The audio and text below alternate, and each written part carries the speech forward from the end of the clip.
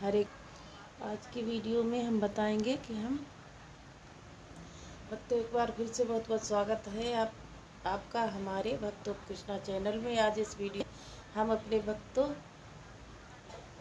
बताएंगे, नवरात्रे आ रहे हैं। नवरात्रे में हमें अपने लड्डू गोपाल जी की पूजा सेवा कैसे करनी है, किस समय पर उन्हें स्नान कराना है, अपने माता रानी की चौकी पे विराजमान कर सकते हैं और उन्हें भोग क्या लगाना है, क्या हम अपने ठाकुर जी को अन्न का भोग लगाएं या ना लगाएं, इन सारी चीज़ों को पे हम बात करने वाले हैं। तो वीडियो को पूरा देखें। वीडियो पसंद आए तो लाइक कमेंट शेयर जरूर से करें। सबसे पहले आप ये जान लें, लड्डू गोपाल जी की सेवा में कोई भी चेंज नहीं करनी है। जैसे रात्रि में उन्हें शयन कराते हैं, सुलाते हैं, वैसे आप रात्रि में सुलाएंगे। सुबह में आप उन्हें जैसे भी दूध वगैरह का अगर भोग लगाते हैं तो वो लगाएंगे। उसके बाद आप उन्हें ताज़ा जल से स्नान कराएंगे। स्नान पंचामृत से करा सकते हैं, कच्चे दूध से करा सकते हैं, या फिर गोपी चंदन से स्नान करा सकते हैं। स्नान कराने के बाद उन्हें अच्छे से पोंछ लेंगे, उनका श्रृंगार करेंगे सुंदर सा। वैसे तो नवरात्रि के जो विशेष 9 रंग होते हैं, अगर आपको जानना है तो कमेंट करिएगा, मैं उस पर भी एक वीडियो बनाऊंगी। आपके पास वो 9 रंग ना हो तो आप लाल रंग ज़्यादा से ज़्यादा पहनाइए। लाल और पीला रंग आप जितना हो सके उतना पहनाइए। माता रानी के, ठाकुर जी के दोनों प्रिय रंग होते हैं। तो हमारे ठाकुर जी स्नान हम करवा रहे हैं दही से, शहद से, दूध से। फिर अच्छे से पोंछेंगे, हम पोषण करेंगे, फिर हम वस्त्र पहनाएंगे। आपको आरती जो भी पसंद है वो करें। जैसे कि माता रानी की चौकी पे विराजमान कर सकते हैं। तो अगर आपके पास एक बाल गोपाल है तो माता रानी की चौकी पर अगर जगह है तो विराजमान कर सकते हैं। लेकिन आपकी चौकी छोटी है या फिर आपके पास एक से ज़्यादा लड्डू गोपाल जी, तो आप उनके बराबर में ही चौकी लगा लीजिए। इस तरह से पूजा करें। जो भी माता रानी का भजन कीर्तन दिनों में करेंगे, ध्यान रखें कान्हा जी के भी भजन सुनने चाहिए, साथ ही राधा रानी के भी भजन जरूर से गाएं। इससे हमारे लड्डू गोपाल जी बहुत प्रसन्न होंगे। तो हम यहाँ पे पीले वस्त्र धारण करा रहे हैं अपने ठाकुर जी को। माला पहनाएं। ठाकुर जी की भोग की बात करते हैं कि भोग में हम क्या लगाएं। जब आरती करेंगे तो आरती के बाद में आप उन्हें भोग देंगे। जो भी माता रानी को भोग लगा रहे हैं, जैसे पंचमेवा का, बतासे का भोग लगा रहे हैं या फिर किसी भी मिठाई का भोग लगा रहे हैं, तो वो आप लड्डू गोपाल जी को भोग लगा सकते हैं।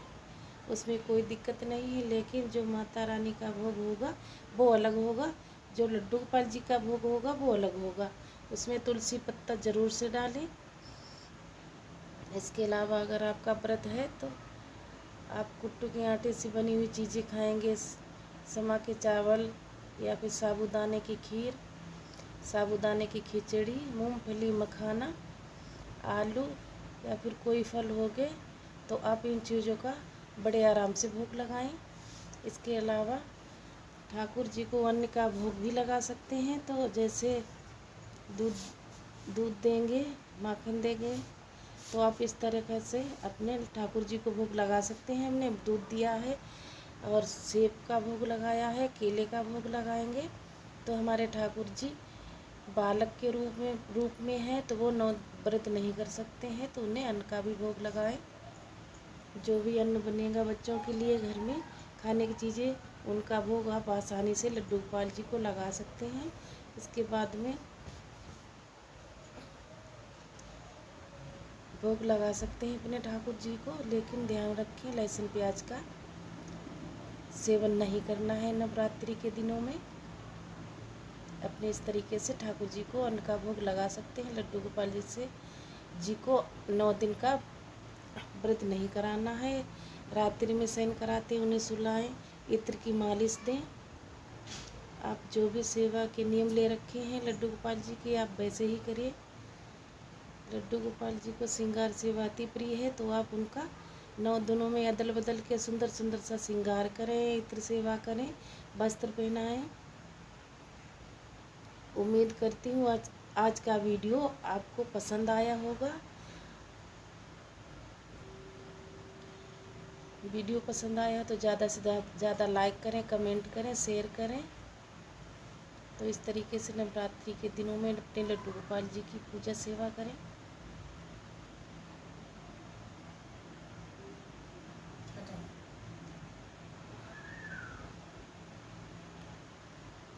आरती गाएं उनकी सुंदर से।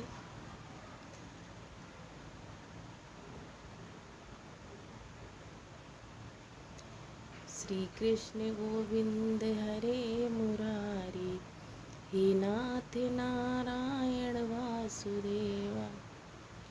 श्री कृष्ण गोविंद हरे मुरारी, हे नाथ नारायण वासुदेवा।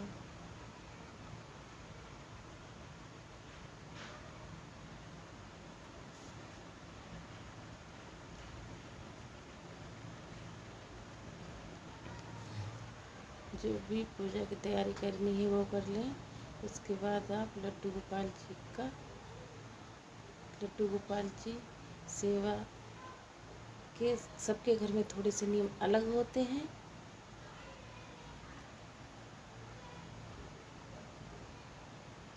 एक लड्डू गोपाल जी हैं तो बहुत जल्दी से सेवा हो जाएगी, एक से ज़्यादा हैं, साथ में राधा रानी है, तो आप चाहें तो पहले माता रानी की पूजा कर सकते हैं, उसके बाद लड्डू गोपाल जी की पूजा करें, स्नान श्रृंगार करें, भोग आरती करें। इस तरीके से 9 दिन के नवरात्रि में नियम बना सकते हैं। तो लड्डू गोपाल जी की दूध और सेब केले का भोग लगाया है।